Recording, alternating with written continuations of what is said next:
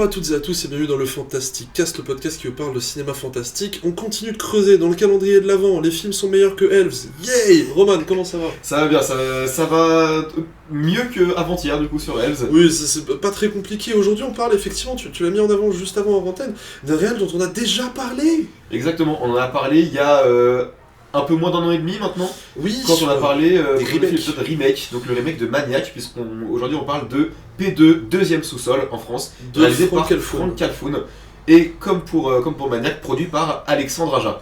Alors, pour un pitch rapide, c'est l'histoire d'une femme qui, le soir de Noël, a une fête de famille prévue, veut y aller, mais se retrouve coincée dans le parking de son entreprise par le vigile du parking qui se révèle être un sociopathe taré. Sociopathe taré et avec une forte relation parasociale avec elle. Voilà, dédicace à tous les mecs amoureux d'une streameuse, on vous voit. On vous voit et vous n'êtes pas nos potes. Donc on est sur effectivement réalisé par Franck Calfoun, dont on avait déjà parlé, qui est réalisateur de l'exceptionnel film Maniac. En tout cas, film de remake que j'avais vraiment beaucoup aimé. Si je ne dis pas de bêtises, à l'époque j'avais dit que j'avais plutôt bien aimé P2, on verra.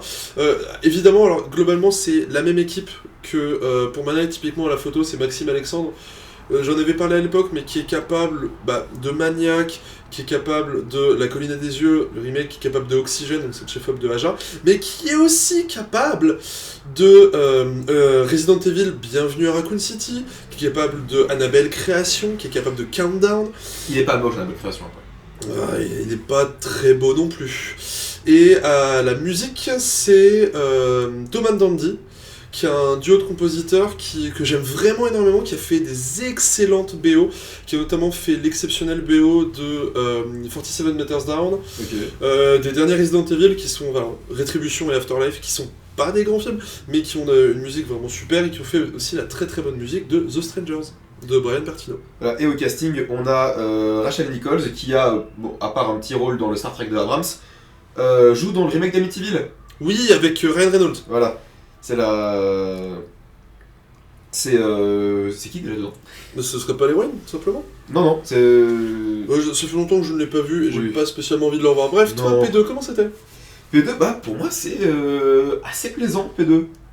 C'est un survival, du coup, survival huis clos dans un parking, sur plusieurs étages, avec pas mal de scènes un peu... Alors, clairement, c'est... subtilité pas là. C'est clairement un film avec ses gros sabots. Mais déjà, l'acteur principal a la VF de Tom Hiddleston. Et J'ai pas eu en VF. et moi, ça suffit à me le rendre sympathique. Mais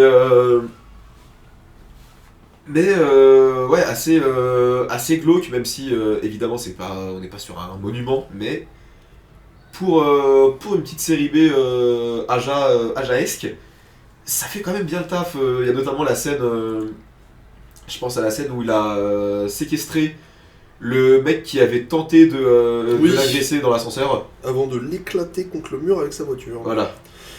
En fait, donc moi c'était, je l'ai revu pour l'occasion, effectivement je l'avais plutôt bien aimé la première fois, je me suis dit bon pourquoi pas, c'est plutôt solide, et en fait en le revoyant il perd vraiment en qualité, et en fait quand tu comprends que 3/4 du film ça va juste être un espèce de pseudo-jeu du chat et de la souris, perso j'avoue je décroche pas mal, et effectivement la scène, entre guillemets la scène choc, où le vigile se fait éclater la gueule contre le mur, fonctionne notamment parce que les effets gore sont vraiment très convaincants.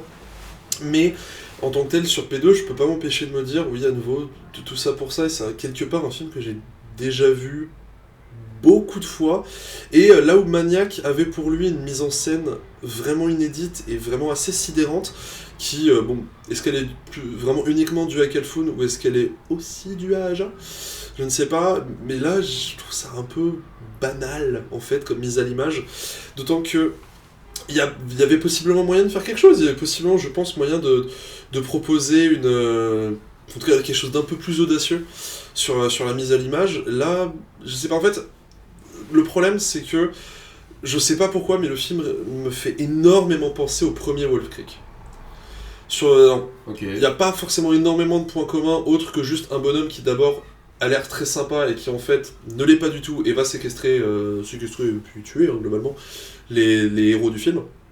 Sauf que ce que j'adore dans Wolf Creek, c'est cette espèce de côté extrêmement sec, extrêmement désespéré, ultra gore des deux Wolf Creek. Ouais, l'Australie, quoi.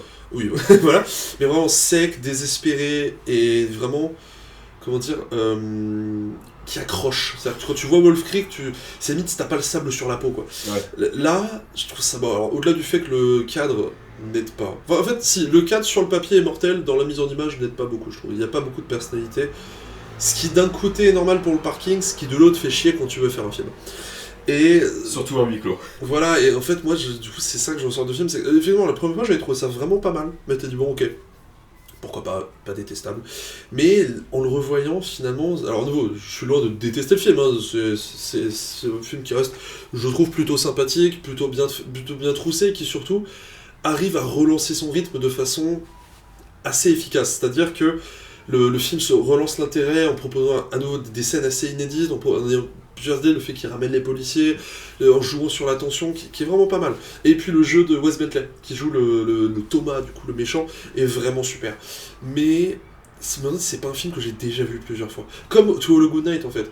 On a déjà vu To All a Good Night tellement de fois, et il y a un film dont on va parler dans pas longtemps aussi, que j'ai déjà vu mais 1 milliard de fois, et là, bah... j'ai déjà vu ce film, juste skinné différemment et avec plus d'audace. Typiquement, même... comment ça s'appelait ce truc en termes de chat, du jeu de chat et de la souris. Tu vas m'aider. C'est le film de Kitamura qui est adapté de Clive Barker. Midnight Meat-Train. Oui. Meat-Train. Alors, qui est pas du tout sur le même schéma que P2, mais qui a pareil ce truc de jeu du chat et de la souris dans plusieurs scènes. Avec ce photographe. Oui, avec Bradley Cooper. Bradley Cooper, oui. Et Vince Vaughn, le méchant, c'est ça? Je sais plus. Bah, je ne sais plus, mais c'était cette énorme carrure, et t'avais un peu plus d'envie dans la mise en scène. Alors, le problème de Midnight Meat-Train, c'est des effets numériques qui donnent lieu à des éclats gore très drôles, mais qui sont vraiment abominables. Coup de maillet au ralenti, par contre. Oui, non, ça oui. Il y a plein de trucs super. Mais et en fait, t'avais ce... Vinnie Jones. Vinnie Jones, pardon, mon dieu, Vinnie Jones, Vinnie Jones, qui avait cette carrure, mon dieu, une vraie gueule de cinéma. Et qui avait un peu plus d'envie, et surtout de tentative dans la mise en scène. Là, c'est mon vrai problème. En fait, on en parlait sur la slasher, c'est quand t'es dans un genre aussi codifié, il faut que t'amènes quelque chose, il faut que t'amènes une mise en scène. Là, malheureusement, il n'amène pas ça, et moi, ça me manque un peu, quoi. Il y a des scènes super. Mais... je pense notamment à la scène où elle se réveille pour la première fois attachée, du coup, dans l'espèce de bureau du jardin de parking, et où elle découvre que le mec est obsédé par elle. Ouais.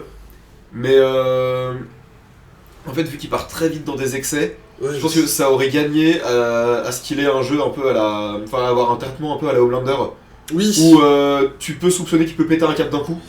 Ouais, c'est ça, et surtout le truc, c'est que comme la mise en scène toujours est un peu terne, bah, moi, il me fait jamais vraiment peur en tant que tel, quoi. Il est un peu énervant, un peu effrayant, mais il en impose pas comme il devrait en imposer, c'est ça. Et maintenant, le film a un mérite, n'empêche, c'est que il est basé sur des histoires vraies, de femmes qui se faisaient, je crois, enlever et possiblement violer dans des parkings. Et voilà, je me dis, bon, au moins il a le mérite de mettre en avant le côté... Enfin, je sais pas... N'étant pas une femme moi-même, je me sens pas forcément légitime de dire ça comme ça, donc je m'en excuse si jamais c'est mal formulé pour qui que ce soit, mais de mettre en avant ces situations qui doivent être sûrement abominables et terribles d'être une femme dans ces contextes-là. Maintenant, le problème, c'est qu'il ne peut pas forcément se vanter d'en faire quelque chose de vraiment pertinent, puisqu'il en fait un objet de divertissement. Donc, oui, elle s'en sort à la fin. Surtout ce côté réjouissant de la vengeance. Voilà, donc ça reste, je sais pas, quelque part, c'est les mêmes problèmes qu'avec Peter Nurgrim. C'est ça. Donc, voilà, P2 circonspect, pour ma part. Et... un peu plus convaincu chez moi. Mais on recommence demain. On recommence demain.